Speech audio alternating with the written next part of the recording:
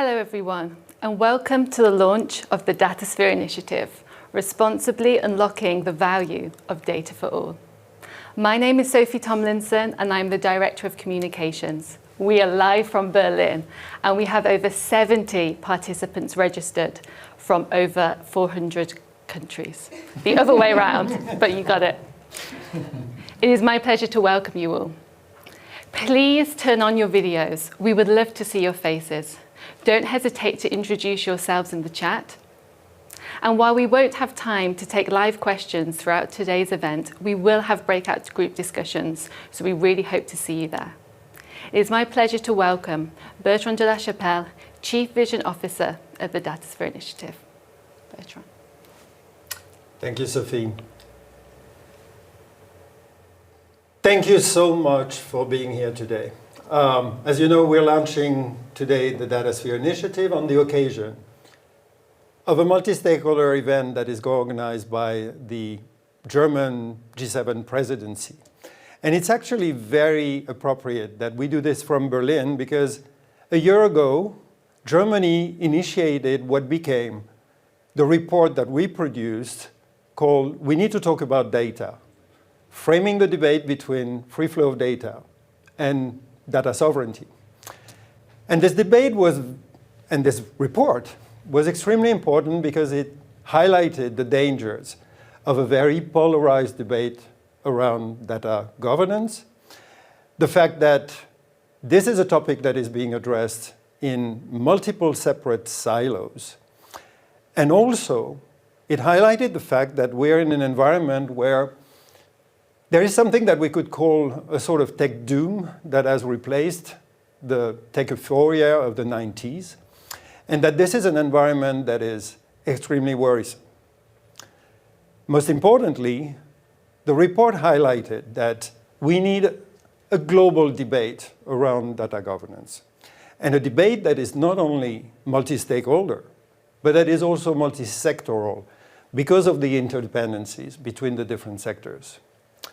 It also highlighted the need, in contrast to this tech doom, to have a very positive vision of what the data era can bring and the well-being of societies that it can trigger.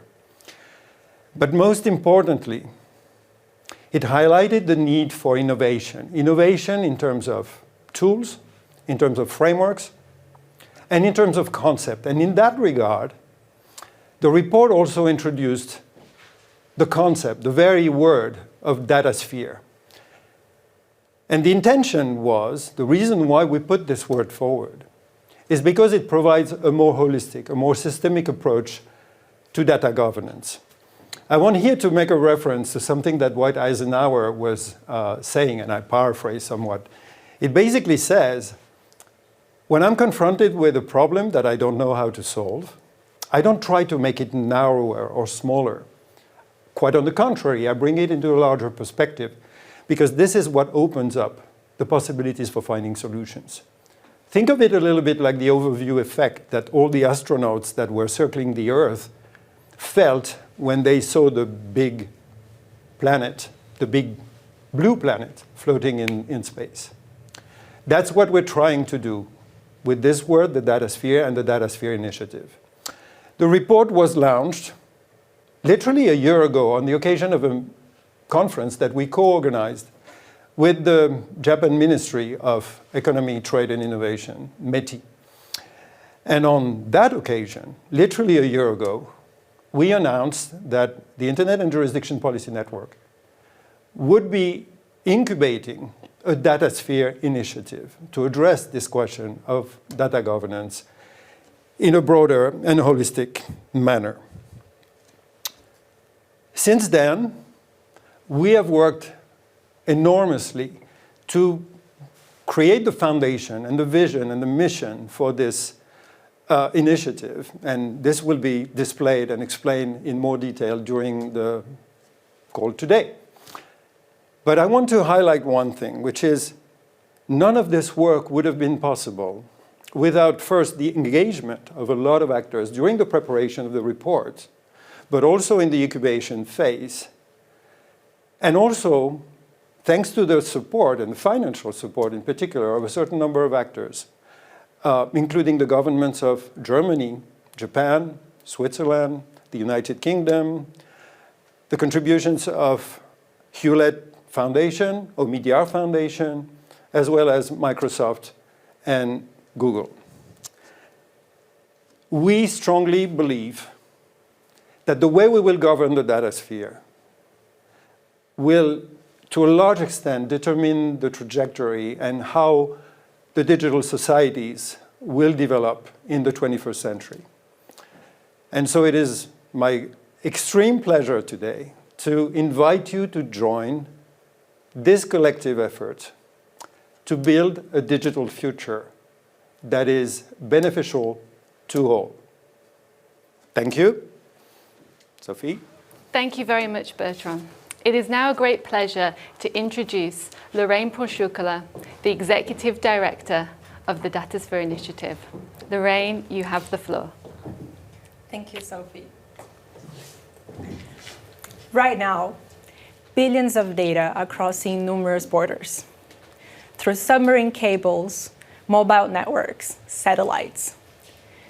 Data about me, data about you, data about us, data about climate, about virus, about wildlife, data produced by machines, by connected vehicles, by intelligent factories.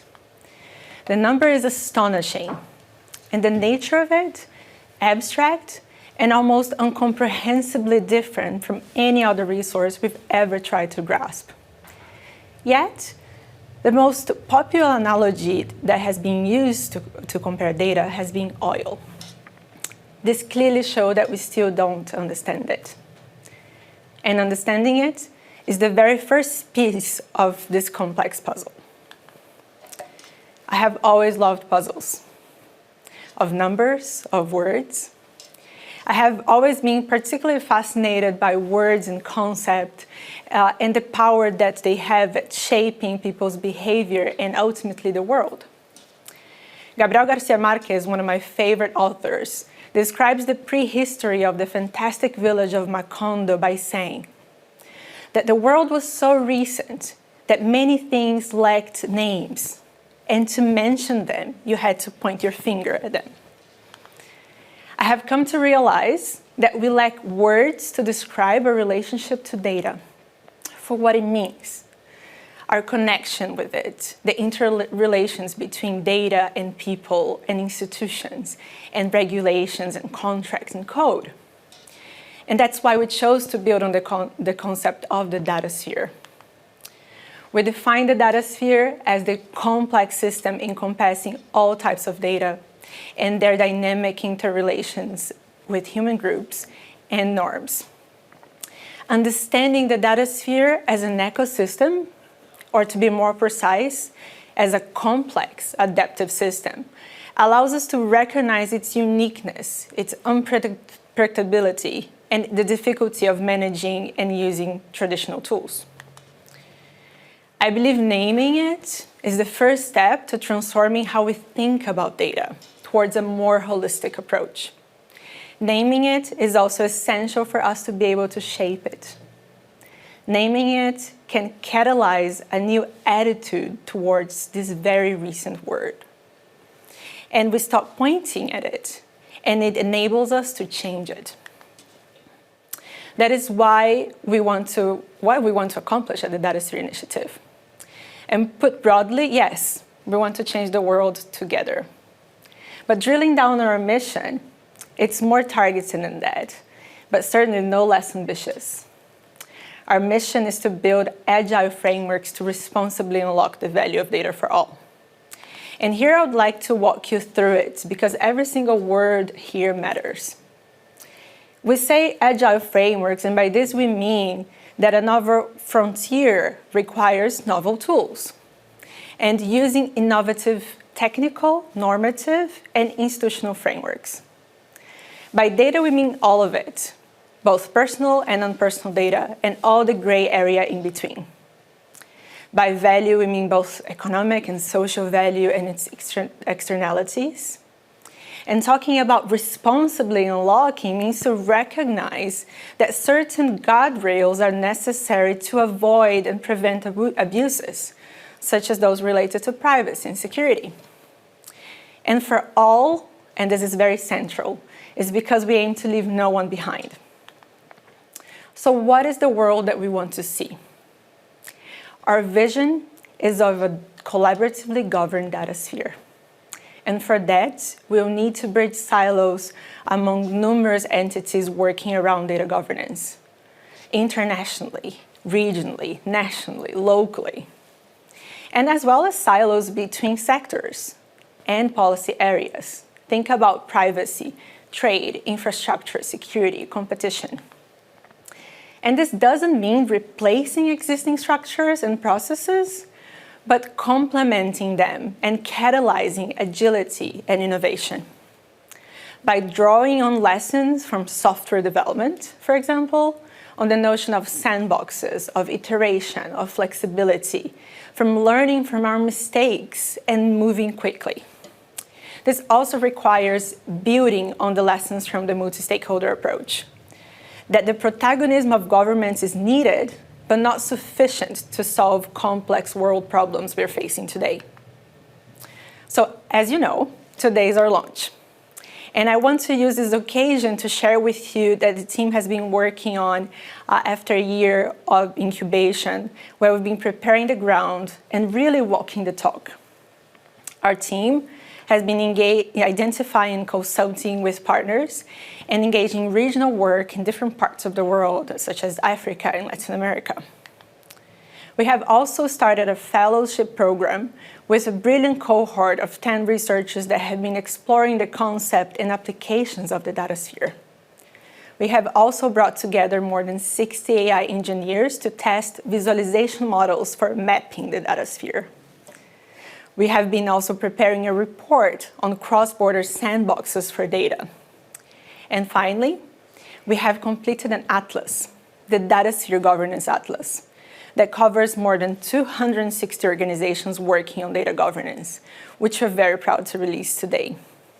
As you can see, we have been very busy. And we know that the journey we're embarking on is neither easy or short, and that the only way to get where we want to is by upholding core values. Our values are those of openness, collaboration, empowerment, purposefulness, boldness, and persistence. And I would like to highlight the last two. Boldness, because we want to creatively challenge conventional wisdom, including our own, promoting innovation at every level. And persistence, because we understand that progress in addressing long-term challenges takes time and sustained effort. And it will be a long walk. And I thank you for already being part of this exciting journey with us, and for being part of the global network of actors that are renaming and reshaping how we think and how we do data governance. This is just a start, and we could not be more thrilled. Thank you. Thank you, Lorraine. This is the moment when we will now welcome our first panel on responsibly unlocking the value of data for all. The panel will be moderated by Martin Hullin, Deputy Executive Director of the Datasphere Initiative, and I am pleased to welcome the following speakers. Demi Geschko is the chairperson at the Brazilian Network Information Center. Georgina Nunes is the Economic Affairs Officer at the Economic Commission for Latin America and the Caribbean. Cassie Raymond is a fellow at the Datasphere Initiative. Christopher Calabres is the Senior Director of Privacy Policy at Microsoft. And Alison Gilward is Executive Director of Research ICT Africa. Martin, over to you. Thank you, Sophie. Hello, I'm very excited to welcome you and our panelists today, all of which have already been actively contributing to the work of the Datasphere Initiative. It is with great excitement that they will also show to you today some examples of the cross-sectoral activities surrounding how data is being leveraged and addresses different challenges across the globe, and also how they actively pursue the effort to responsibly unlock the value of data for all. It's worth emphasizing that data is no longer just a tech topic. it really has a multifaceted and very much societal impact in everything that we're embarking on today, and a systemic approach to responsibly unlock that value for all is really needed. And this is why we aim to connect through the Datasphere Initiative the different actors across regions, sectors, and different expertise in order to jointly embark on this paradigm-shifting effort. And with this, I would now like to ask my first question to you, Demi, who's joining us from Brazil. Thank you so much for being with us. Why do you think we need a new way to think about data? And how can the multi-stakeholder model that you have also pioneered with NIC.br in Brazil and the region inform a more systemic approach to data? Thank you very much, Martin. And I want to express my gratitude for being invited to this launching event. The Datasphere Initiative is a much needed and compelling move in line with the current state of the internet. And it's a privilege for me to participate in this panel and discuss unlocking data for everyone. Congratulations to Internet Jurisdiction Policy Network for incubating the Datasphere Initiative, in addition to all the excellent work it has been doing for all these years for global internet governance. Okay, I have been involved with the Brazilian Network Information Center, and we have following each step of the internet and the jurisdiction since its inception, and we witnessed many achievements and many interesting forms of cooperation. As a recent example, I think Martin said, it was a very important report on data sovereignty and data governance that was released the last year. I think we are at the crossroad between many issues and between effective and robust protection of user data and the vital need of data to measure important aspects of our increasingly digitized society. After all, without the possibility of numerically evaluating something, it's much more difficult to understand how to deal with it. So it's very important to have numbers on these things. And in addition, there is also a need for transparency in dealing with the huge amount of data that the internet generates all the time. The Datasphere Initiative will certainly be an important platform to promote a balanced and rational debate in how data governance should be approached and how innovative steps can be taken to address the new way of thinking about data. Okay, as said, there is a common understanding between different actors, the government, the private sector, the academia, the civil society, that the internet and the ecosystem require a more systemic and fair debate on its governance. We will need data governance to deal with the real complexity and multiple dimensions of data. Not only data is becoming the well of the digital global economy, but the need to discuss its governance stems from the many challenges faced by the digital transformation process, which occurs everywhere. We therefore have to think of data as a complex ecosystem where intricate dynamics occur. In this context, a new form of communication requires the strengthening of, I think, 4 pillars. The first one is the legal environment for data privacy, protection and sharing in addition to the flow of data. The second is the necessity of data literacy. It's very important for the world as a whole, and skills. The third is the issue of data sovereignty, and the last but not least is the capacity building. To ensure these pillars are in place and strong, it's necessary to improve the multi-stakeholder dialogue on data governance that encompasses not only regulatory frameworks and concepts, but also technical solutions for interoperability, sharing, security, etc. The Datasphere can be a catalyst and a platform for productive and effective multi-stakeholder dialogue. Finally, regarding the Brazilian multi-stakeholder model of the internet governance did by CGI in Brazil, I believe that this model leads to a more open and systematic approach in building data governance models. By engaging different stakeholders, the Datasphere Initiative can reinforce the sense of urgency about data governance, while at the same time creating opportunities for experts and policymakers to work together, achieving concrete results that truly unlock the value of data for all. At the Brazilian Network Information Center, NIC.PR, in line with the principles defended by the Brazilian Internet Steering Committee, we maintain our purpose of promoting an open environment in which actors from different sectors could work together to protect the public good that is the internet. Thank you very much. Thank you very much, Demi, for these points.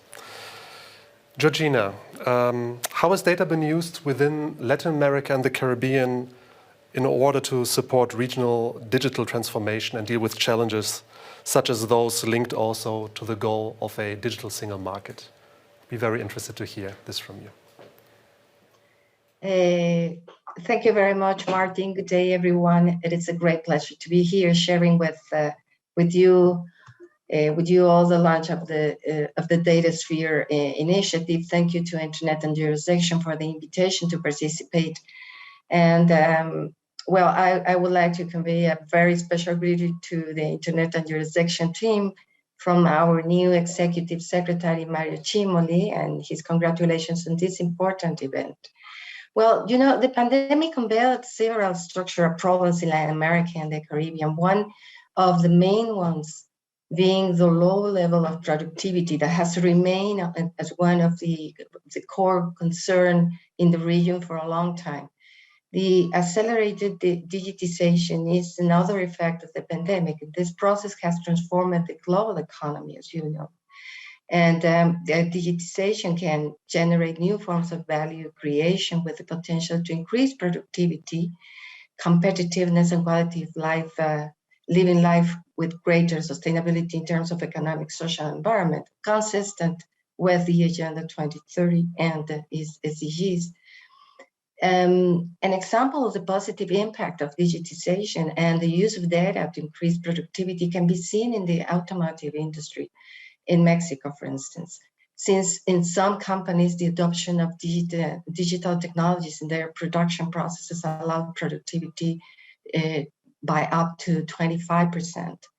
The creation of value will be based on the knowledge of consumers, citizens, companies, and organizations, generated with intelligent systems fed, with data extracted from production and consumption processes. This allows business to offer products or services based on preferences, improving production performance due to greater operations, flexibility, or more efficient use of materials with positive effects on sustainability, among other important effects. Competitive advantages will increasing depend on the ability of countries to develop the technologies required by the process of this new model and to adopt them to in their economic system. Well, competitiveness in diverse industries will be driven by a transformation of current business and operation models toward those based on digital technologies and knowledge derived from the generation and use of digital data, which will facilitate innovation and productivity. The digitization process must also be accompanied by an adequate regulatory and institutional framework that facilitate the adoption and use of technologies and the resulting data. And at the same time, that generates an environment of trust in users. In Latin America and the Caribbean, the development of such framework is a work in progress. It is precisely in this area where we believe that the Datasphere Initiative can be of great relevance, since it will allow us to learn firsthand about good practices and will be able to serve as a facilitator for regional and international coordination that is clearly a need. Well, finally, the ECLAC our Economic Commission for Latin America and the Caribbean, has been promoting the creation of a regional digital market in which regulatory and institutional coordination, as harmonization in Latin America and the Caribbean are two of the pillars. And we look forward to continue our close cooperation with Internet and jurisdiction on this and other initiatives. And we believe that the Datasphere Initiative will contribute immensely to this process. Thank you very much, Georgina. Thank you, Mark. As Georgina has touched upon, Cassie, the value of data can be seen across a range of sectors and aspects of society.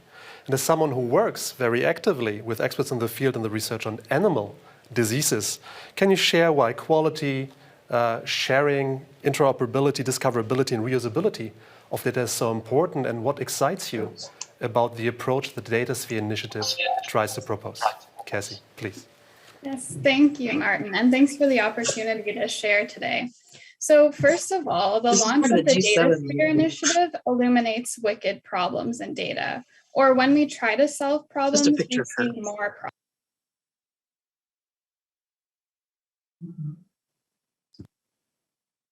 problems. I think you're muted now. Sorry, I'm not sure what happened there. Yeah, I think we tackled somebody who did not mute their microphone, and we might have, by mistake, muted you as well. But please go on, and apologies from our side. No problem. So as I was saying, the launch of the Datasphere Initiative illuminates wicked problems in data, or when we try to solve problems, we see more problems. And I see this not as a weakness, but as a strength. When we start unpacking the problems in data, we are giving an opportunity for stakeholders to share their experiences with data that might otherwise be invisible. My work with data is very specific in the field of research with the global burden of animal diseases, where we are aiming to leverage data related to calculating the economic and health burden of animal diseases. And like many sectors shared previously, my work relies a lot on uncovering the invisible with data. Data quality, sharing and discoverability, and reusability of data are so important in how I leverage data because global livestock estimates and statistics are crucial inputs for greenhouse gas emission scenarios, antimicrobial resistance estimates, and understanding food security like protein availability. Ultimately, as data are inputs to these types of estimates, poor quality data can bias models and estimates that we use to understand the world and make policy decisions. Furthermore, data needs to be reusable as these types of estimates rely on pre-existing data that exist in the data sphere. And since the data needs to be reused, it needs to be responsibly shared and documented so it can be discoverable for the people who are using the data, who own the data, and the people who these types of estimates impact. Another aspect to note, and something we continue to discuss and explore as part of the Datasphere Initiative Fellowship Program, is the divide between policy and practice regarding data. We see many standards for data and metadata that might not be implemented in open data, ultimately inhibiting the interoperability of the data. This creates challenges because when data is used, we have to be able to understand what it means. For example, we need to understand what the categories in data represent, how they are defined, and how they can interoperate with other data sources. When data is not defined by metadata or standard definitions, or when the data is ambiguous, it can be interpreted in different ways, potentially leading to misuse if the data is not understood in the way that it was intended. It also becomes challenging to combine and compare unstandardized and poorly documented data. When the different data sources use different words to describe or report the same concepts, it becomes very difficult to combine these sources to get global estimates, to understand temporal trends at the national or subnational levels, or to compare data from different geographic regions. This challenge is then compounded by the ability to find data in a given sector if it is being described in many different ways. By opening this conversation, we might be able to understand why it is difficult to implement these standards, whether it be because the standards themselves do not welcome different views of data, or because there are pressures to report, or low funding and data stewardship within organizations producing the data. We might also be able to understand why, in some cases, standards do not exist and how we can approach this problem. So, in sum, often the information that is represented in the data is only part of the whole picture. So I'd like to conclude by saying that providing a platform for practitioners and policymakers to discuss these challenges in a safe and trustworthy space is a major part of responsibly unlocking the value of data for all, including understand what the value of data means in different regions and sectors.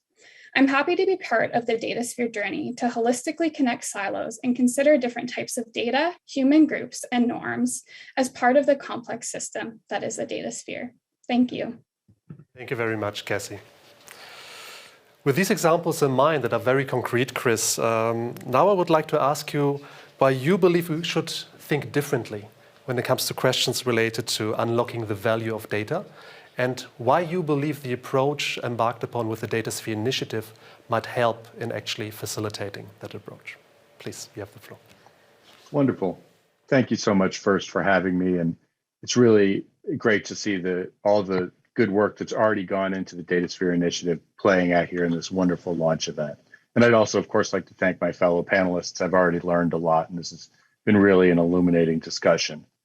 So I think it's fair to say we've come a long way since we envisioned the internet as a sort of tech utopia.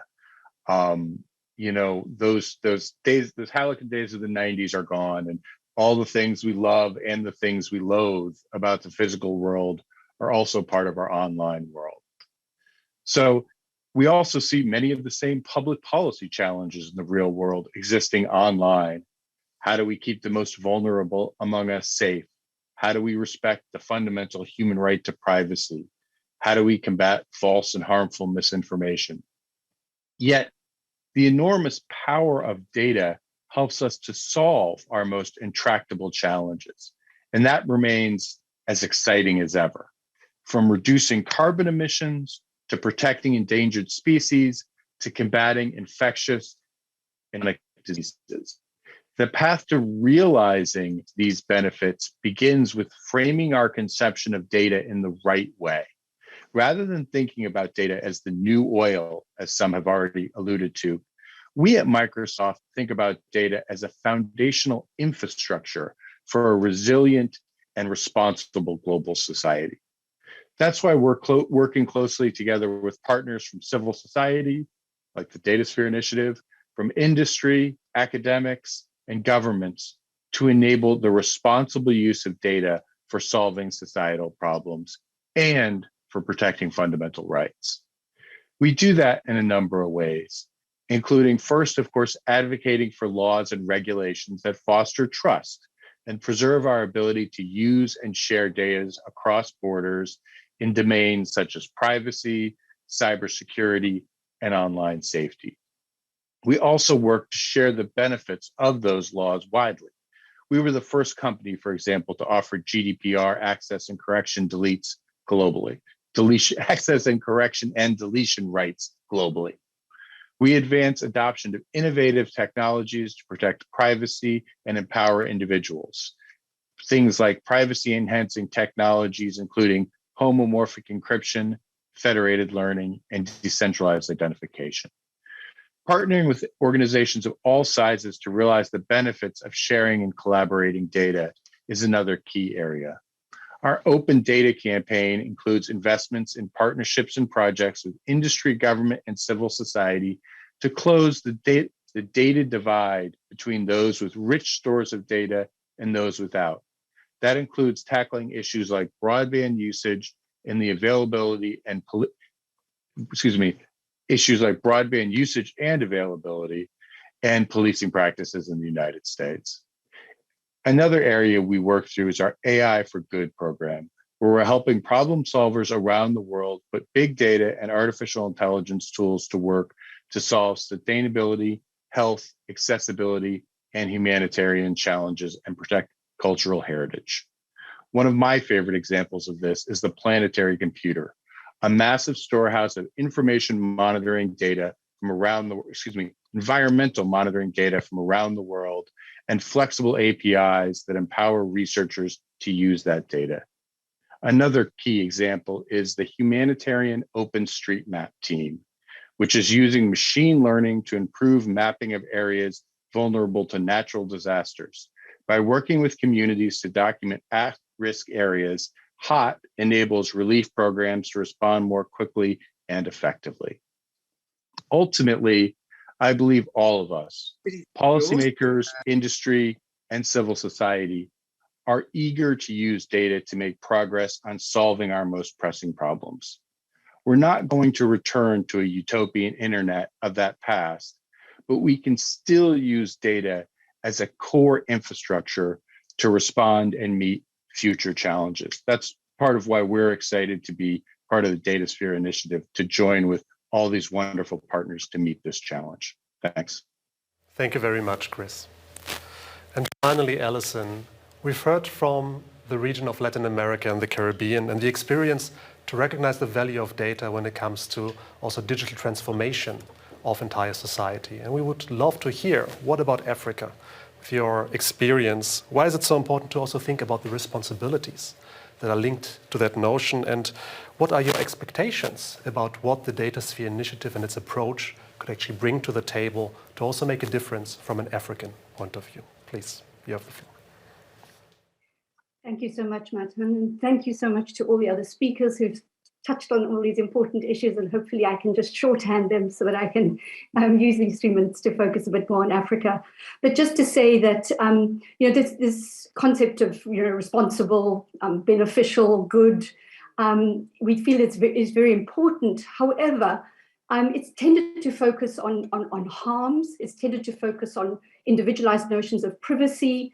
And we're really concerned, mainly within the work, that the research we're doing within Research ICT Africa, is that we ensure that there's data justice, that the outcomes of this enormous, these enormous developments that we're seeing, these enormous trends of datification that we're seeing, actually are just. Because at the moment, I think when we look at, data flows, when we look at the innovation that's occurring, there's really, the data is characterized by inequity. The data flows are characterized by inequity, and the businesses practices that are on by data extraction. And this is particularly the case in Africa, more so even than others. So we're really concerned that data governance is concerned not only with rights preserving aspects of it, which are obviously very important, but that it's also able to address the uneven distribution of opportunities as well as harms that we currently see between countries and within countries as well.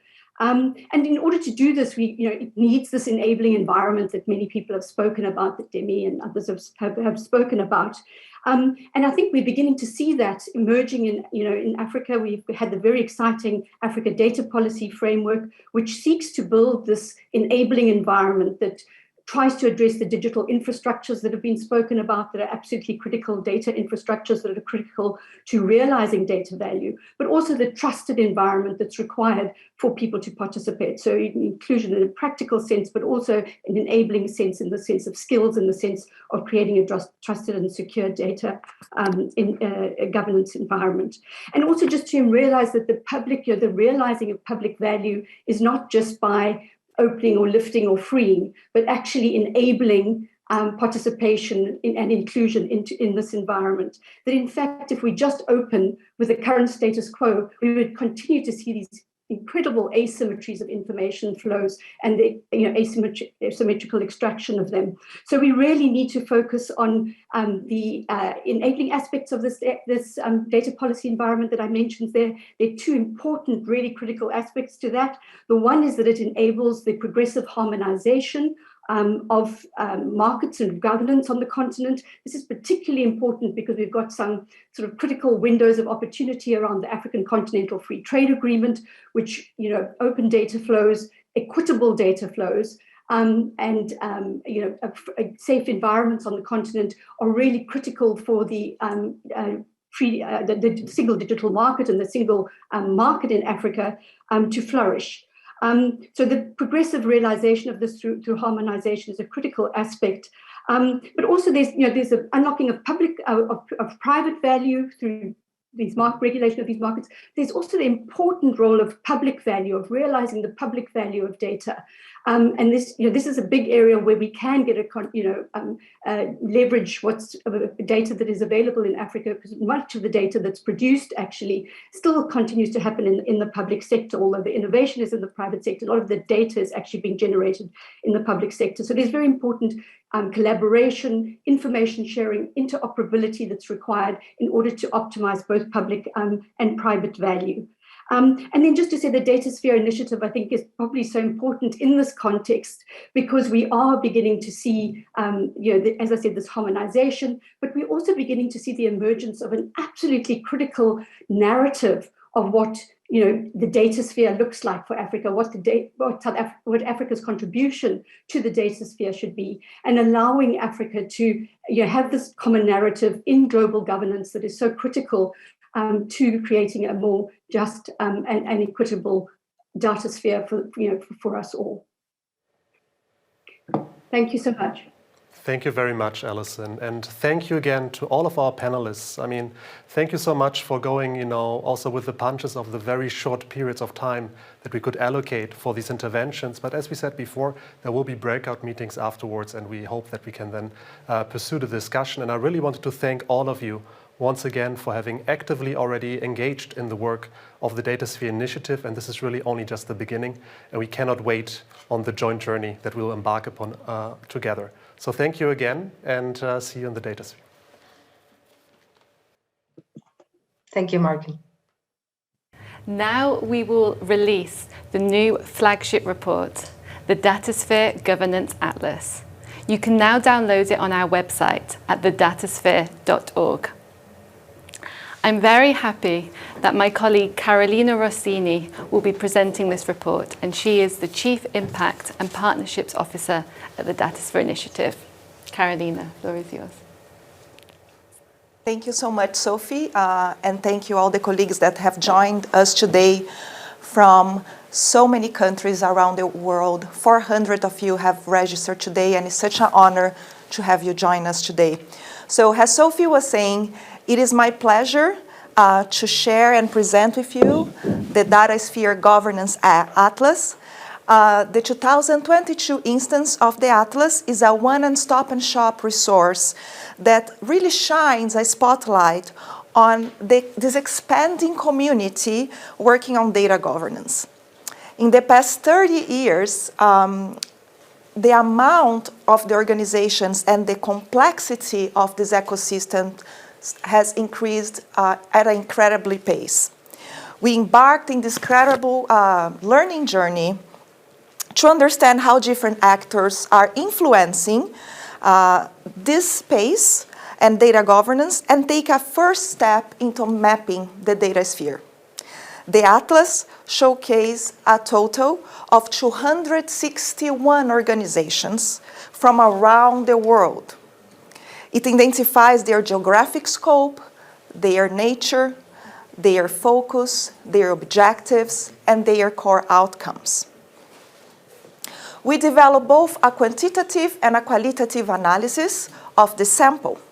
The qualitative analysis was done for all the 261 organizations, while the quantitative analysis and a categorization was done of 220 organizations.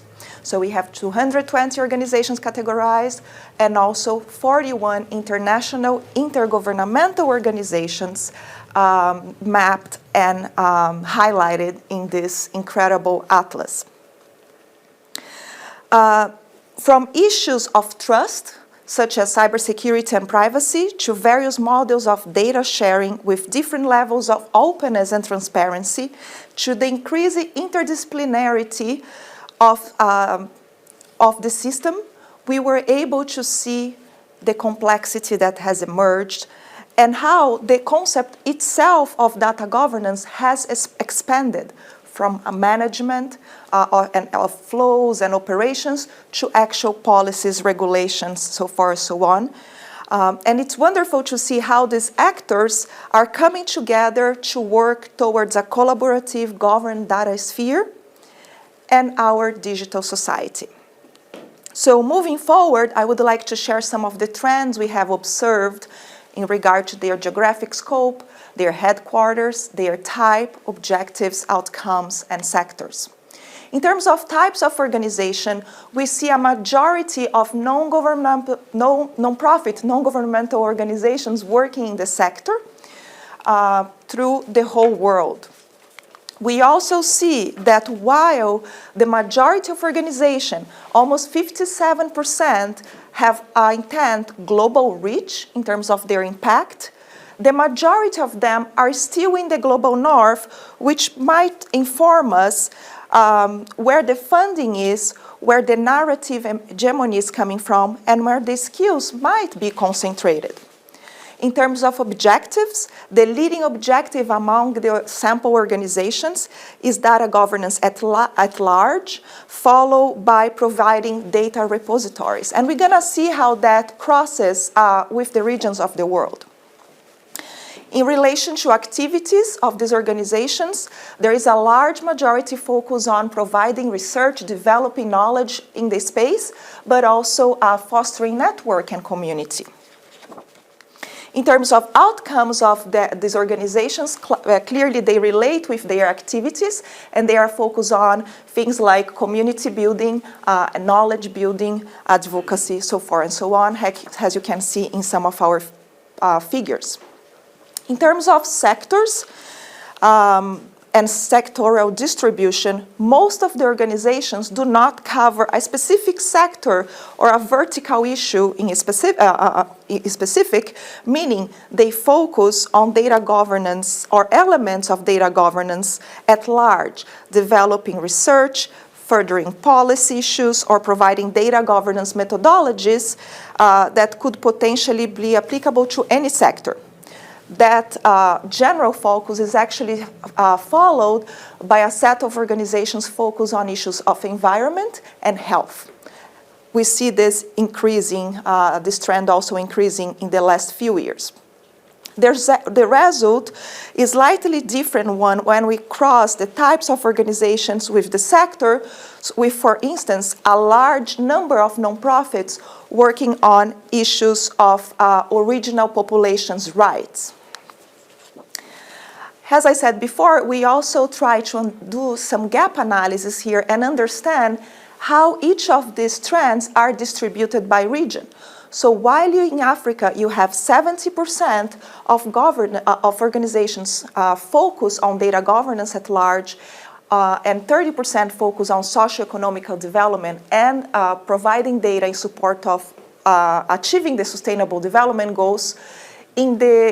For those organizations focusing in North America, they're actually much more fostering the existence of data repositories to share data than some other policy issues. 30%, the second group in North America, focus on data governance, and 16% aim to generate trust through the issues of cyber security and privacy, for example.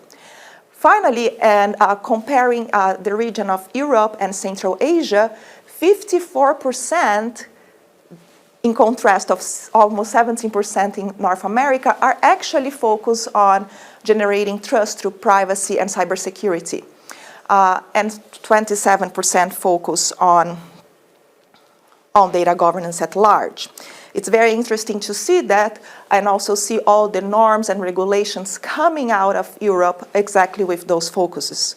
So these findings really provide the first step for further gap analysis and an indication of the types of needs, perhaps, and priorities of different groups. And do remember that when I talk about geographic scope, I'm not talking about headquarters, but I'm talking about impact. Another very important feature of the Atlas is actually the mapping of the activities of the 41 intergovernmental organizations that we have identified. We have 20 global organizations, for example, UN agencies, OECD, so forth, so on, and 20 global and 21 regional organizations.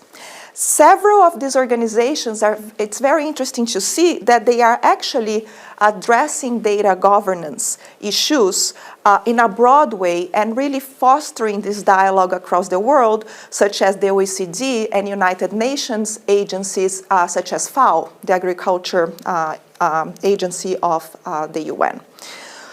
From their role of setting global norms, such as novel governance frameworks, intermediaries, so forth and so on, processes such as improvement of statistical capacities of both the agency, but also its country members and interoperability issues, to structures as hosting repositories focus on their topic of their mission, right? To culture, such as advocating better knowledge and abilities on data, both from data government but also statistical issues. Still, most of the 41 organizations identified do not seem to advocate to a particular way on how data should be governed, but almost all of them do have an open data portal, which is something we saw through the years with the expansion of the open data and the transparency movements. While some efforts are cross-sectorial and focus on data governance at large, most outputs and outcomes of the international organizations, intergovernmental organizations specifically, are really focused on their primary work, right? So FAO on food and nutrition, the WHO, the World Health Organization in health, so forth and so on. And the Atlas finally does include sample publications of all the organizations profiled in the over 120 pages of work done. Finally, to help all the findings to life, the Atlas is accompanied by a dashboard, an interactive dashboard that will also be available in our website. You probably already can check that online right now. This dashboard will act as a springboard to our ongoing effort for our Datasphere Observatory. It's an interactive observatory that we hope will foster the much needed global transdisciplinary and multi-stakeholder dialogue within our intelligence program. To conclude, besides saying thank you and please inviting you to contribute to the Atlas, as I said, this is the first instance, so here is our email, info@datasphere.org. The Datasphere Initiative do plan to connect communities and provide a platform for organizations to showcase their work on data governance and their role on the data sphere. The Atlas shows us that there is a need for further cooperation across sectors, regions, scopes to tackle data sphere within the digital society, especially if we want to tackle the most challenging problems and pressing problems of our century. Thank you for those who have shared their experience and contributed to the Atlas so far, and I hope to see you around the Datasphere. Thank you, Carol. We will now turn to our second panel on the need for a collaboratively governed datasphere. The panel will be moderated by Bertrand de la Chapelle, Chief Vision Officer at the Datasphere Initiative. And it is a great pleasure to welcome the following speakers. Renata Avila is the CEO at the Open Knowledge Foundation. Andrew Wyckoff is Director of the OECD's Directorate for Science, Technology and Innovation. Shamika Siraman is the Director of UNCTAD's Division on Technology and Logistics. Sushant Kumar is the Director of the Undina Network. Vint Cerf is Chief Internet Evangelist at Google. Bertrand, the floor is yours. Thank you very much, Sophie. As you know, and you've seen on the agenda, the title of this second panel is addressing the vision that we have of a collaboratively governed datasphere. And I want to highlight that after this launch, and in the perspective of the coming months, The Datasphere Initiative will be incorporated as a nonprofit based in Geneva. And this is a direct extension of the work that we've been conducting for more than 10 years now inside the Internet and Jurisdiction Policy Network with the general motto of enabling multi-stakeholder cooperation. So cooperation is in the DNA. Communication, coordination, and cooperation. And as I said at the beginning, this is connected to new architectures, new mechanisms for organizing this work. Because the data sphere as a whole is something whose governance is actually impacted by everybody's action. Each of us, be these governments, companies, individuals, associations, international organizations, we collectively contribute to this complex adaptive system where each of us has the capacity to contribute to making this governance function. And we have here a few people who are actually, as you will see, in their own activity and their organizations, pretty aligned with some of the things that Lorraine and Martin and Carolina have mentioned before me. And I want to start first by turning to Renata, because Open Knowledge Foundation has actually put a strong emphasis, like we do, on not only the personal data, but the non-personal data. And you even coined the expression frictionless data in the context of climate change, for instance. And I want to ask you one thing that resonates with actually what Kessie was mentioning earlier regarding the comparability of data. How to ensure that we can reuse data across sectors, particularly when we're trying to deal with the Sustainable Development Goals or the key global challenges. How to develop standards, and how do you see this from the Open Knowledge Foundation? Yes, first of all, it is a great pleasure to be here and to see not only the Open Knowledge Foundation showcasing this report that Carol explained just now, but also many of our members. Open Knowledge Foundation is not only an institution leading open data and open standards for over 2 decades, but we are also a network spread in over 40 countries. And I would say that the key word for this is understanding the inequalities within the capacities inside the institutions that we work with. I think that in the imagination of many, the work is done when when a data set is released, and actually is when the real work starts. We have found that even if in the last 10 years, a lot of organizations and institutions have made incredible efforts to release data, sometimes when the data arrives to the hands of the people who need to apply and combine and analyze it and get the insights that the data is bringing to advance the Sustainable Development Agenda and so on, it is not usable because there's not,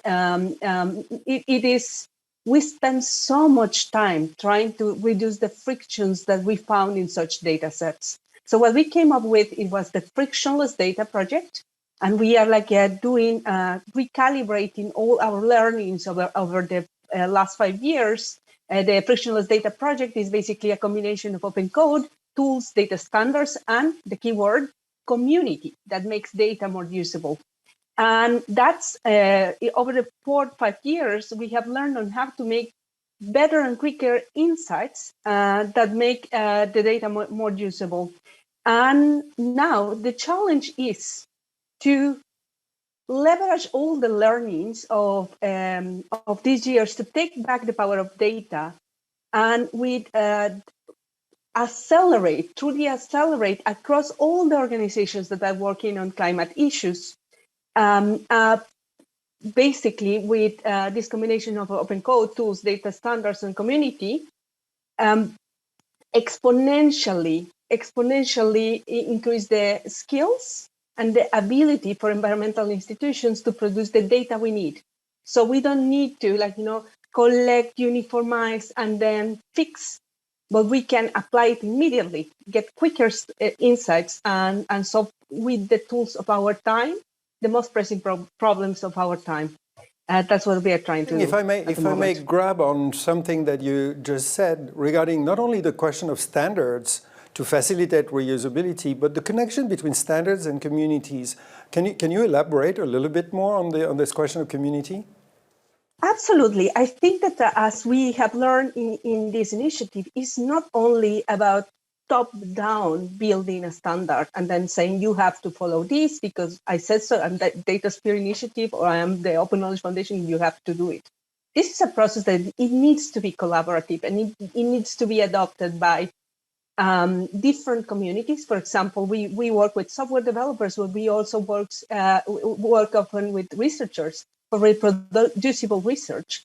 And each community has different needs and different views on the standards. So we have come up with very democratic processes, but supported by the needed technical skills, but also the reality in the field to produce and validate the standards that we are pushing outside with the frictionless data program. And I think that the part of the community, it keeps the process agile and it keeps the process local as well. Because but basically a standard gets better by spreading across communities and by adoption, exponential adoption.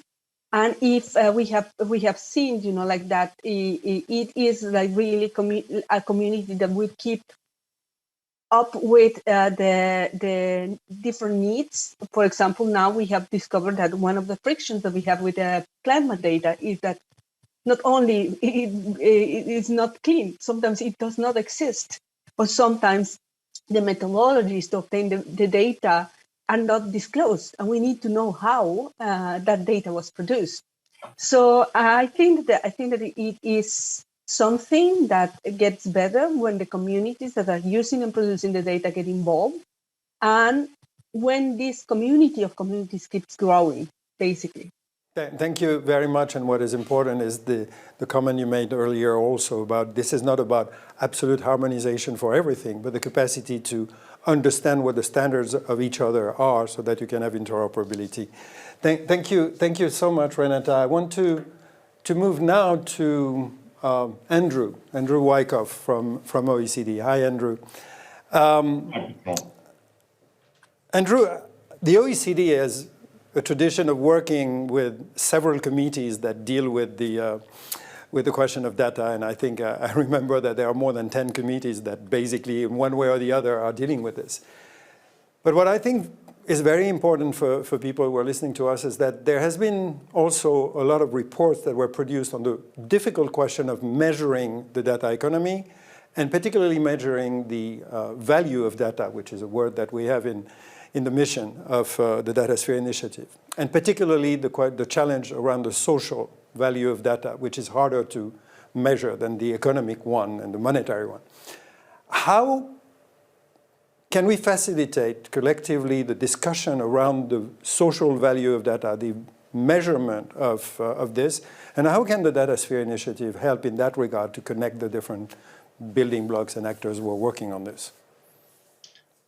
Thanks for that question, Bertrand. And I just want to say you're already helping. You, Lorraine, and the team. I think this initiative is a great one for bringing together a broader community to think collectively about these issues. And you're right. I mean, I work at the OECD. We don't have a global membership yet, but we do have almost every policy area under one relatively small roof in another part of Paris here. And that allows us to look at complex problems like data from what we call a horizontal perspective. And so we got a project, we're engaging with people who look at trade, who look at tax, who look at health, and who look at governance and a plethora of other issues to try to figure out how to make use of data best for policy purposes, but also what's the governance structure look like. But you're right, there's an E in the OECD. We care a lot about economics, and I think data is key to that. I think it is fueling new business models and new ways of undertaking innovation, but also it leads to new areas of productivity, and with that competitiveness and with it comes issues of how do you value this asset? How does it show up on a balance sheet of a company that's data driven? And these aren't new issues. We've been looking at how to value intangibles really since 1963 when we started looking at R&D. But data is different and it's new. And you and Lorraine are right. I find the analogy to oil is a very weak one because unlike oil, data is not scarce, nor is it rivalrous. That means it's not rivalrous. Two of us can use it at the same time without diminishing its value. That means the economics I learned in graduate school of supply and demand don't really apply to this. But it is something we're looking at. And we do have a module within our horizontal project looking at measurement and how to improve it. And particularly because I'm interested at the end of the day on how to increase productivity, because it's through productivity that we increase standards of living, which are really needed at this point.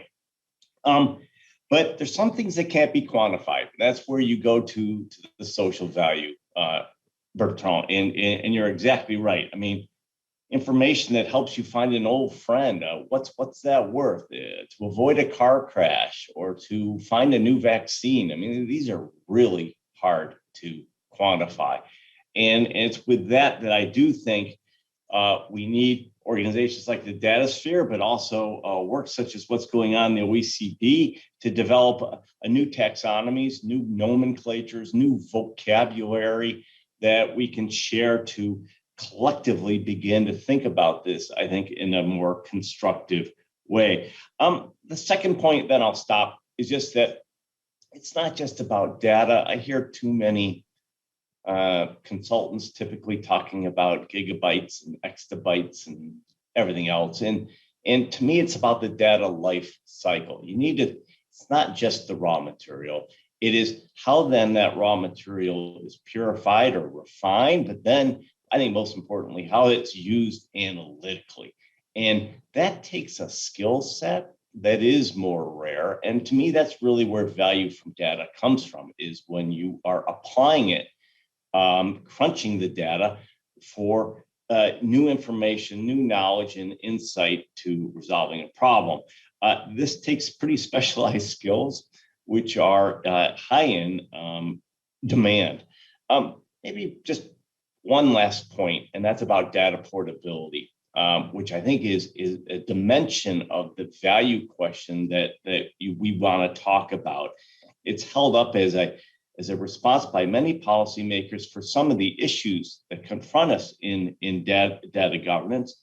And I think it's something we've been looking at. It's an important issue, but like many issues in the connected world, what seems like a good idea in one direction can be not so good in another. So while data portability may give individuals more control over their data, it may create a competitive environment in the market where only those very well positioned, very analytically savvy firms can exploit this portability, while other smaller firms that maybe lack those skills aren't in the same position to do that. So I think it's something that we need to think through very carefully. Thank you, Andrew. I think you put your finger on a very important element, which is the vocabulary that we use, and I think Lorraine alluded to that when she made the early presentation. And you just dropped a certain number of words that are part of the things that will have to be explored further, like portability. There's the interoperability that is coming in the back of my head as you were speaking, and there are many elements where agreeing on the framework to approach the question of measuring the value of data, particularly in the reusability along value chains, is going to be an important element that we will be dealing with. Without further ado, I will move to Shamika. Thank you very much, Andrew. Shamika, UNCTAD has produced a very interesting digital economy report. And in this report, there is big highlight regarding the importance of cross-border data flows to achieve prosperity for all. By the way, I noticed in preparing this call that you have a hashtag, prosperity for all, that resonates very much with the mission that we presented earlier, which is great. But there was also a second dimension, which is the need for a sort of new institutional setup for data governance. You heard me mention the question of silos earlier in the introduction. How to bridge the different silos? What is the optimal size of organizations that should be there? Can we be universal? Can it be a smaller group of pioneer actors? How to bridge the silos to make sure that we have a global discussion that is cross-sectoral on data governance? Thank you, Bertrand. I guess this is the million, I don't know, maybe $1 billion question by now. Let me start saying, congratulating you for an excellent initiative. That the Datasphere Initiative. I think we need a lot more of this sort of initiatives coming, because it's very timely and very much in need. Now, I think you all agree that dealing with data is extremely challenging. I think this is what I hear from everyone. And this is true. And we also, I think many of you mentioned that there is a growing recognition data as a key economic as well as a strategic resource. But we all know that there is a very unequal situation in the world in terms of the ability to harness data for economic and social value and for SDGs. This is our mantra in the UN. Now, it's very clear the US and China are currently dominating the data-driven digital economy, especially through their, the massive platforms. And when we look at the least developed economies of our world, this is our preoccupation at UNCTAD, their readiness to govern and harness data is pretty much non-existent. So this is where I really I thank Renata for these initiatives that you've taken on the Open Knowledge Foundation, because we need also a lot more work in this area. Take Bertrand, the COVID-19. This is a pandemic, has boosted data traffic, and never have people's lives been so dependent on access to real-time data and technology for monitoring, controlling the spread of the pandemic, and for just going to school and working, and also how the scientists have come together to able to develop the new vaccine on record time. So we see how important data has been to our lives. And then we also noticed during this pandemic, the global digital platforms have made enormous profits from harnessing data. They are basically controlling all stages of the global data value chain, from collecting data to storing, analysis, and using also artificial intelligence to make intelligence out of this data and monetize. And I'm not going to go into a lot of numbers, and just to give you a couple of numbers, just 4 companies in these 2 countries account for about 2/3 of the world's cloud infrastructure service revenues. And 5 digital platforms from US and China receive some 70% of total digital advertising spending. So this is the unequal situation. So that's our concern. Our concern in the UN, and especially in UNCTAD, that we see a huge need for exploring approaches that can lead to better global governance of data. Anyway, it's not easy, because international debate in this area is fraught with, uncertainty, mistrust, and diverging views and positions on different countries' regulations.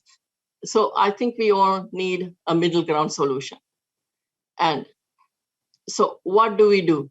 We need to break down silos. I think, Bertrand, you mentioned silos. I think this is the word. We need to break down silos and look for global governance models that can enable digital data to flow across borders as freely as necessary and possible.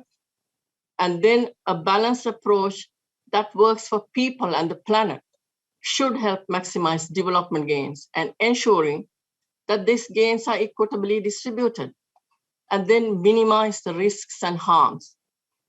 And I think Wint will agree with me that it should also help to avoid further fragmentation of the internet. So these are all very big challenges, I mean, no doubt. And we believe in the UN. I think, as you mentioned in our report, we say that the UN needs to play a key role to make sure that all aspects of data for development, economic, human rights, security-related issues are taken into account. So on this journey, it's extremely important to have Datasphere Initiative and others like you, because you can bring creative ideas, good practices, opportunities for multi-stakeholder dialogue, because it cannot be just the government dialogue, it has to be a multi-stakeholder dialogue, but then ultimately it's the government that makes policies, they make regulations. So we need to come together. So we need to collaborate a lot more. Thank you. Thank you. And one thing that I want to highlight is that actually last year we organized in the context, no, actually it was the year before, there was the big discussion about digital cooperation triggered by the UN Secretary General. And we organized for Germany, which was in charge of one of the topics, 2 consultations, one for Latin America and one for Africa. And what was really interesting is that there were different models for digital cooperation. And one thing that struck us when we were doing those consultations is the importance of thinking in terms of a network of organizations, because just the UN system has already many different organizations that can contribute. I mean, you have UNCTAD, you have WHO, you have the ITU, you get many others that have a particular angle. But you have also other international organizations. We had the OECD, but you get the WTO, you get others. And there are a lot of actors, as we saw in the presentation of the Atlas, of organizations that are from civil society or private sector. And what is really interesting is one of the actors, and I finish with that, one of the actors that we were discussing with, talking about silos, said, but silos, they exist for a reason. There's an angle for a topic and so on. So this is one of the reasons why we tended to use the notion of breaking silos, and we're moving towards the bridging silos in order to make a network of actors and be what we qualify as the connective tissue. But I think it is extremely important that all the different international organizations that deal with those issues in one way or the other are part of the general debate. And I thank you very, very much. And a lot of what was in the report of UNCTAD resonated very strongly with what we're putting forward. Thank you very much, Shamika. Now I'm moving to Sushant from Omidyar Foundation. And Sushant, Omidyar Foundation has put forward 2 expressions that I find really, really striking. One is the notion of a new data paradigm, and the other one is reimagining capitalism, based on a quite provocative assumption that humans are as cooperative as they are competitive. And I think it's a very exciting thing in the context of the Datasphere Initiative. And I have a question, which is, we mentioned earlier on that data, digital data, is non-rivalrous. Does that help the prospect of cooperation between the actors? Because precisely some of the scarcity that existed before is not present. Do you anticipate that this will help people cooperate more on digital data than they could do on traditional resources? Thank you, Bertrand. And I'll begin with directly answering your question. Yes, it will help. Thank you for beautifully characterizing it and creating that setup. So human nature is as cooperative as it is competitive. This speaks to the urgency of reimagining a different kind of data economy that is less about concentration, as Renata also spoke about, and is more about cooperation and collaboration, and is as much about competition. And I'll benefit from the work of some economists like Professor Diane Coyle, who have beautifully characterized the nature, the distinctive nature of data as compared to any other goods in the economy, by calling it as sort of intangible and non-rival, although often excludable. Some of these characteristics, when combined with these externalities, make data a distinctive good in the economy. Also, specifically to the non-rival nature of data, Jones and Tonetti, they talk about the parallels between the role of data and the role of ideas in economic growth. So ideas are non-rival and not wholly excludable, leading to positive spillovers across the economy, driving productivity, driving growth, speaking to the efficiency question there. Similarly, data can generate some of these positive spillovers or what you may also term as positive externalities. However, this public good or the club good aspect also implies that models for investing in sort of and financing the fixed costs of such goods is always challenging. So what incentives does the private sector have for making infrastructural investments in collecting data? How does private sector think about public good investments in terms of justification of the social value created through these investments? So I believe in that we need to think of this as a continuum of the types of data sets and its utility for public value. So this will range from, say, publicly supported open data, for example, the likes we see in transportation, or collaboratives of data built on public-private partnerships, say, example, healthcare research or space research or autonomous vehicles, or purely private initiatives that are built on the notion of sharing data that can advance public goods, such as some that we've seen in the fields of AI as well. Beyond this, there's also this question about moral or ethical values. What kind of a data economy do we want to create?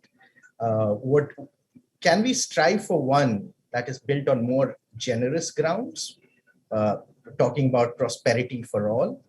I believe that this progress towards this prosperity for all can be enabled by both a ground-up demonstration of the tremendous positive value that can be generated, as well as sort of a top-down or sort of an ideas level discussion, which can change hearts and minds about what data is and what role does it play in advancing well-being and prosperity for all.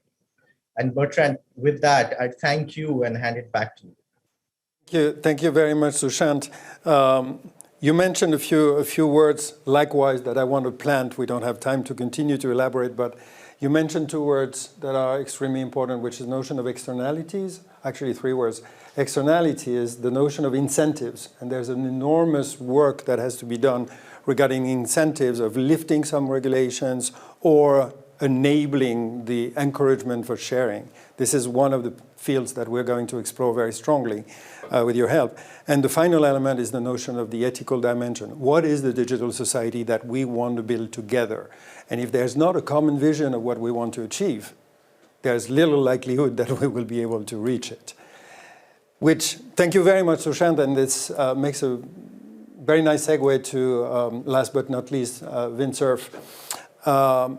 Vint, the least we can say is that the people who invented the internet, and you are considered one of the fathers of the internet, you had a vision precisely of something that was highly collaborative, that was highly distributed, and the architecture of the governance for the internet, just like for the World Wide Web actually, is something that is distributed, that has been built on a case-by-case basis as the need arose for the IETF, the World Wide Web Consortium, the ICANN, the RIRs, and so on. What are the lessons that can be drawn from this regarding the governance of data? And should we begin to think about governance protocols and data interoperability, which I think is something that was emerging already from some of the discussions before? Well, first of all, thank you for inviting me to join the panel. And second, I have to say, coming towards the end of all this, that it's hard to add something new. So I want to congratulate all the predecessors for their cogent remarks and their creative thinking. Let me suggest a couple of things. The first thing I think of is that the Datasphere and Atmosphere, I think, are intended to have some correspondence. But data is not necessarily always as free as the air that we breathe. It may be as polluted as the air that we breathe, but it may not always be as free. So we need to be a little careful with that metaphor and keep in mind that some data needs to be access controlled. And I'm sure that you'll imagine cases of financial information or medical information or company secrets and things like that. So we should remember that although the power of the internet and the World Wide Web have been manifest by lots and lots of publicly available, visible, and indexable and discoverable information, that we need to remember that in the data sphere, there will be a need for access control. And we see access control in the World Wide Web as well. And we see paywalls, for example, to get access to some of its contents. So we need to keep in mind access control as an important element of this data sphere concept. And then you immediately start beginning to ask yourself, well, how do I control access to the data? Do I encrypt it? Do I decide who gets keys to get access to it? Then you worry about what happens after they get access to it. Do they protect it once they had access? And how do we propagate the protection after its access to it has been granted? Cryptography becomes our friend, managing keys becomes our headache.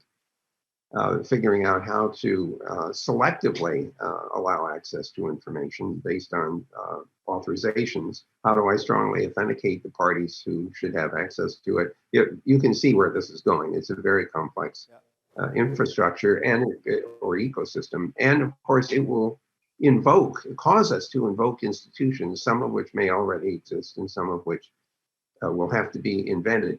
And I don't have a formula right now for saying the following institutions are needed, but I will say that based on our experience in the internet, we should be very conscious of the fact that some institutions will be necessary in order to manage access to and use of the data sphere.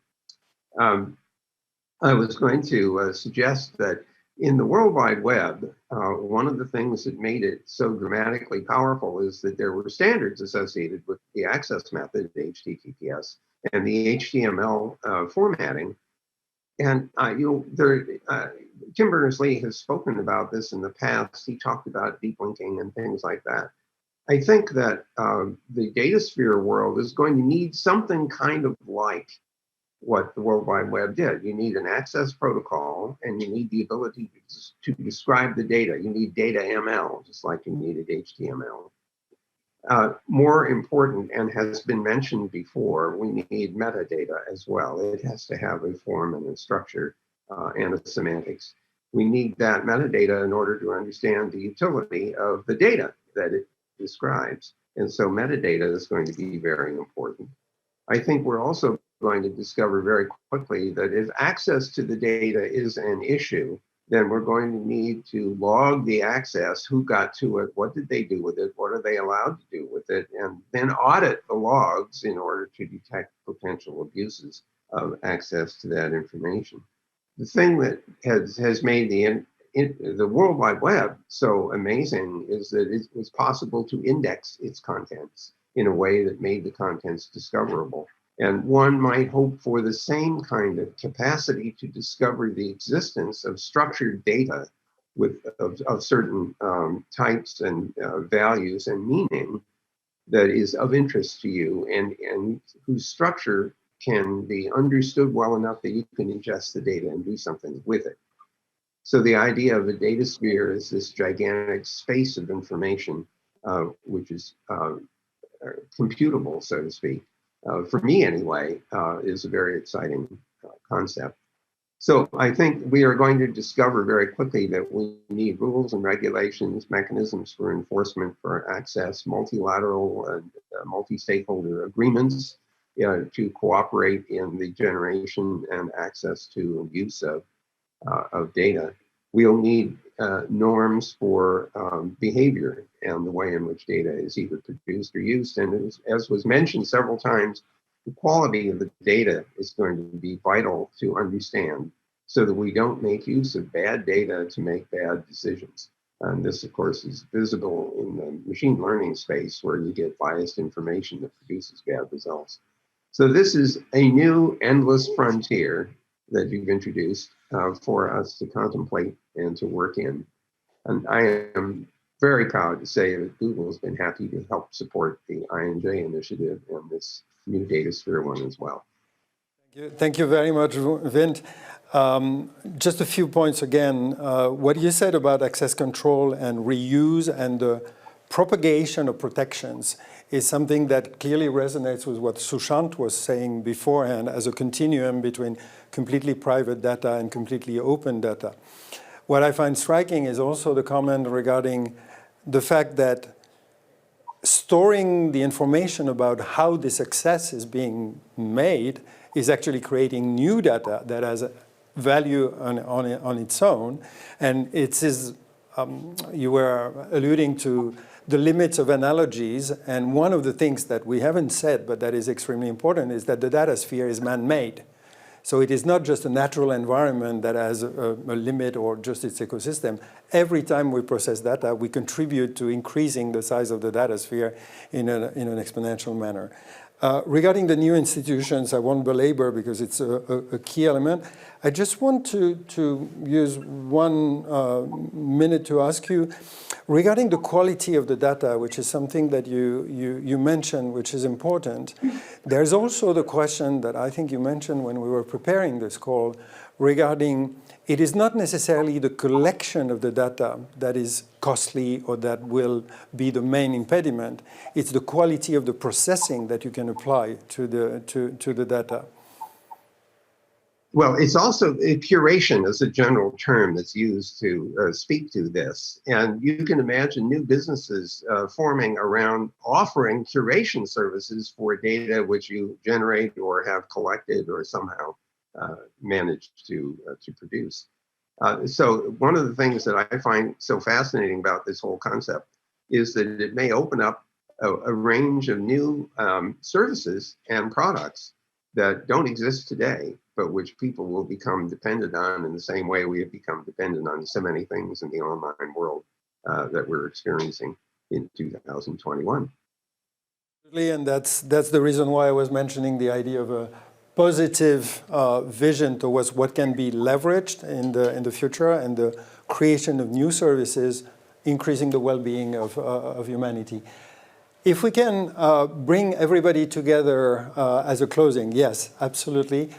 I just want to finish by asking each of you, just in 1 sentence, if you had a message, because Sushant was talking about winning the hearts and minds and having a general message that is going out.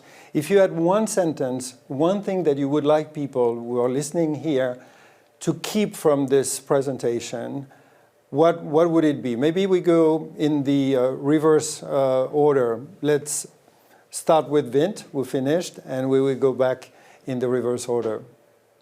1 sentence.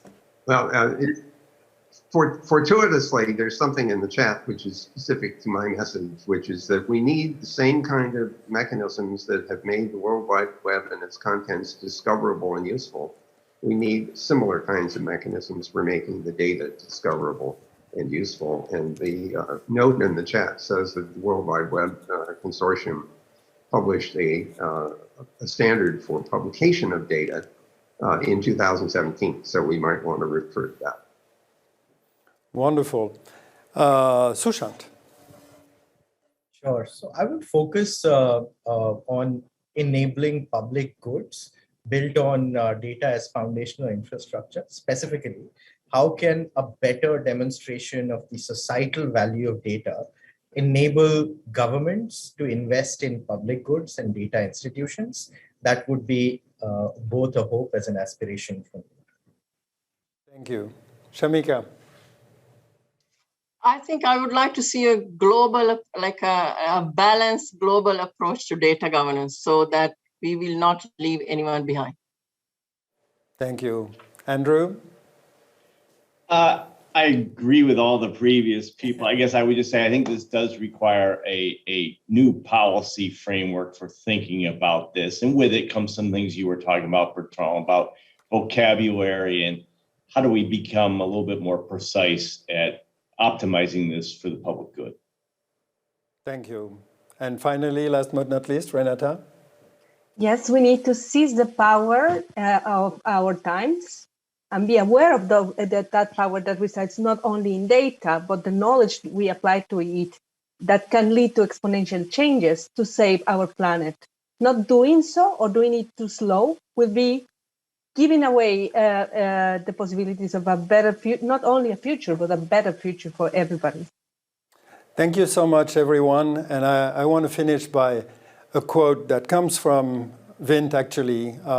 Just before the second global conference of the Internet and Jurisdiction Policy Network in Ottawa in 2018, he penned an article in the Financial Times, and I'm quoting by memory, which was, we need to approach the problems of organizing the coexistence of all those frameworks and legal frameworks on the internet with the same spirit that we had when we were creating the internet in the first place. And I think that's what we're trying to do here. And I thank you all very much for having participated in this panel. And I can now close this one and leave it to Sophie. We will now turn to our final set of speakers for some closing remarks. Stefan Schnorr is State Secretary to the Federal Minister for Digital and Transport, Federal Government of Germany.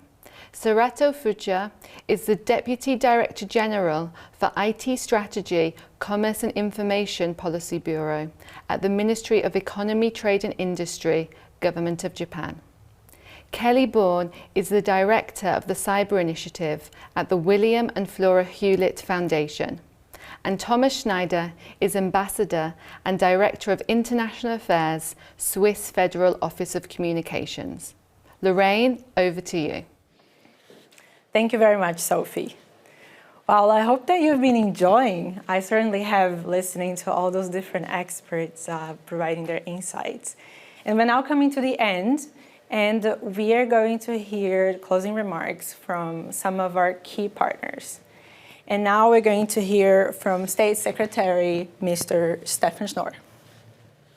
Ladies and gentlemen, as State Secretary at the German Federal Ministry for Digital and Transport, I really would have liked to be with you today for the launch of the Datasphere Initiative. All the more, I am pleased to send my greetings and share some thoughts with you via this video message.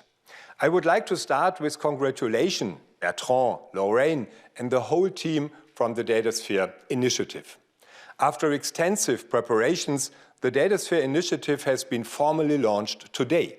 We are witnessing the official start of a significant new multi-stakeholder process dedicated to an immensely important topic, responsibly unlocking the value of data for all. This is the bold, ambitious claim of the Datasphere Initiative. It is no exaggeration to say that the future of our societies and our economy will be shaped by the way we deal with and handle data. I would like to ask, will we succeed in harnessing the potential of data-driven human activity for the benefit of all? Or will potential threats such as privacy invasion, intellectual property theft, or unequal access to data hinder the progress? It is the right time to ask these questions. It is precisely in challenging times like ours that new, bold ideas need to be developed. And it's good and right to seek the answers together in a holistic, positive, and value-based process supported and brought forward by a broad community of stakeholders. We embrace this approach. That is why, among other things, we provided funding for the report We Need to Talk About Data. This report is the source of inspiration for our work on the topic of data free flow with trust. In 2019, the concept of data free flow with trust was defined by the G20 digital ministers in the Japanese city of Tsukuba. It means that data can flow across national borders while respecting privacy and data protection, intellectual property rights, and cybersecurity standards. As the G7 presidency this year in 2022, we are passionate about continuing the work of previous G7 presidencies on this issue, particularly the UK presidency last year.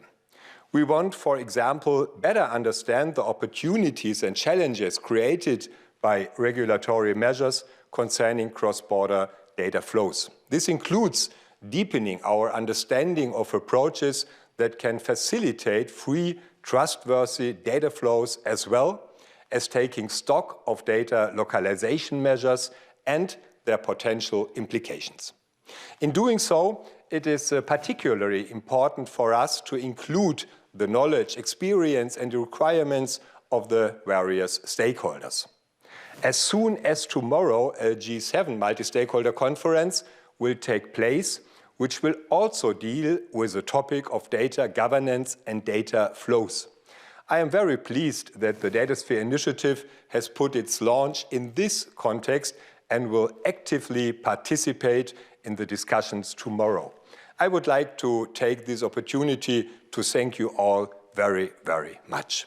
From the many years of cooperation with the Internet and Jurisdiction Policy Network, I know that we look forward to innovative and exciting suggestions.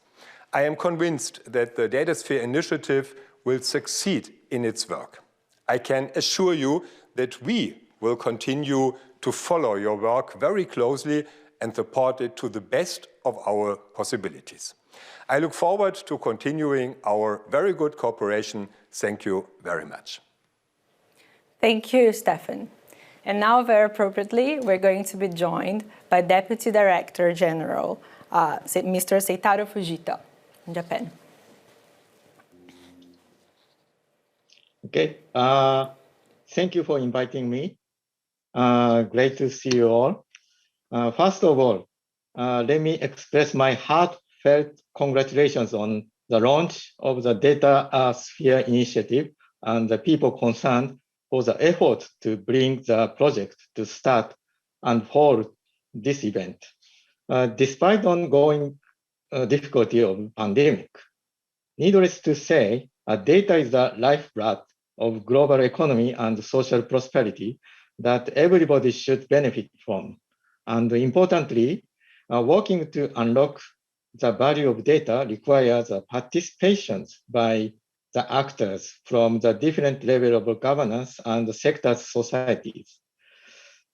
In this regard, the framework of the effective data governance is, by definition, inclusive and also agile, as technology and knowledge are rapidly developing in this field. From this view, the innovative structures of Datasphere initiatives exactly meets this demand to bring together many people and entities, as well as knowledge in the relevant fields. Government of Japan is keen to follow your work and hopefully work with the initiative near future. Government of Japan has been one of the lead advocates for the cross-border free flow of data under the concept data free flow with trust. Data free flow with trust, DFFT, is a vision that trust among the countries and the relevant actors is the foundation for the establishing the cross-border free flow of data. No matter how obvious the economic and social benefits of the data sharing would be, data will not flow internationally without trust, including the protection of the personal information and security. To ensure this trust, it is essential to not only to confirm that relevant actors to share the general values, but also to create specific and concrete governance mechanisms to enhance the cross-border transfer of data. In developing proposals for such mechanisms, we have been intensively studying the life cycle of data such as where and by whom the data travels, and trying to design the policy proposals that effectively inclusive, agile, and scalable for the data to flow across borders. A part of study outcome will be published in English on our website with our policy proposals to be advanced internationally toward 2023, our presidency year of G7. Japan's focus is to tackle the challenges caused by diversified regulations and policy initiatives. As today's panel discussion shows, the key to deal with this goal challenge is to gather the wisdom from the various multi-stakeholders. And I would like to note that Japan's policy proposal prioritize cooperations with global multi-stakeholders. I believe this year and next year will be opportune years for all of us to take concrete action toward better unlocked of data values. Let me conclude my remarks by offering my best wishes for the grand success of this initiative. Thank you so much. Thank you so much, Seitaro-san. I would like now want to hear from Kelly Bourne, Director from the Hewlett Foundation. Hello, I'm Kelly Bourne, Director of the Cyber Initiative at the William and Flora Hewlett Foundation. And as we have heard today, data is touching all aspects of society, and we need organizational innovation and new and agile approaches to data policymaking more than ever. We also need to tackle the challenges we are seeing in this new data-driven world collectively and through the building of new initiatives and mechanisms to collaborate, share knowledge, and develop solutions. For the last decade, the Hewlett Foundation has been working to build a field of cyber policy experts and expertise to help us all think through how best to govern the cyber landscape, with several of our more than 60 grantees exploring issues of data governance. The Hewlett Foundation has been very happy to support I&J in its incubation of the Datasphere Initiative, and we hope that other communities and institutions represented here today also support and join the effort to shape a collaboratively governed data sphere that promotes well-being for all. So thank you. Thank you, Kelly. Thank you for your support. Now we're going to be joined by Ambassador Thomas Schneider. You have the floor. Thank you, Lorraine. Can you hear me? Perfectly. Okay, thank you. Let me first thank the DSI team for starting this very timely initiative. Data is a very powerful resource to drive social and economic innovation, which allows us to improve our health system, our mobility system, our energy management, education, and so on and so forth. At the same time, we know that there are sometimes legitimate fears of citizens, but also of companies and of our society as a whole, that we may lose control over our data and thus over our lives. Therefore, the governance of data and of data spaces is going to be essential for a use of data that allows all of us to benefit from it. In Switzerland, in the past years, we have had intense discussions about how to foster the creation of trustworthy data spaces based on the notion of digital self-determination. And just last week, our government has adopted a report on this matter and agreed on measures to foster trustworthy data spaces on national and on international levels. And that includes the development of governance models for such spaces. So it is with this perspective that we support the Datasphere Initiative. Switzerland has not only been the first government to support also financially the I&J policy network from its very beginning around 10 years ago and has continued to do so ever since. We've also provided seed funding to the DSI to help enable the work so far, and we remain committed to provide further support to make this important work possible and develop. So we see the launch of this organization as an important milestone in the history of how we approach data governance. We are convinced that the world needs and will find new thinking and revitalizing action on transnational cooperation in a digital society and a database digital society now more than ever. So we look forward to welcoming you, the DSI, to be based in Geneva in the coming months and further collaboration with this inspiring community. We wish the DSI all the success and are happy to be part of it. Thank you. Thank you so much, Thomas. And it's really amazing to see the alignment from all the speakers that spoke in the different panels and from the concluding remarks. And I'm really happy to feel the excitement. And I'd like to close this by saying that the activities that we already presented earlier are only the start of this.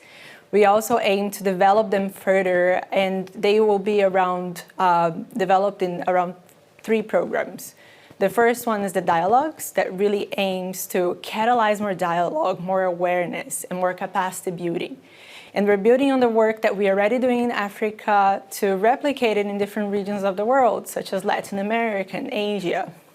And the idea is really to foster a global debate on data governance. The second program is the intelligence. And here the idea is to collect more evidence and really collect the insights and the best practices that are spread across sectors, within sectors, in regions as well, and develop deep dives to understand what are the core issues and how can we translate them to better understanding from policymakers and really bridge that gap between practitioners and technologists to how we actually do data governance in the policy world.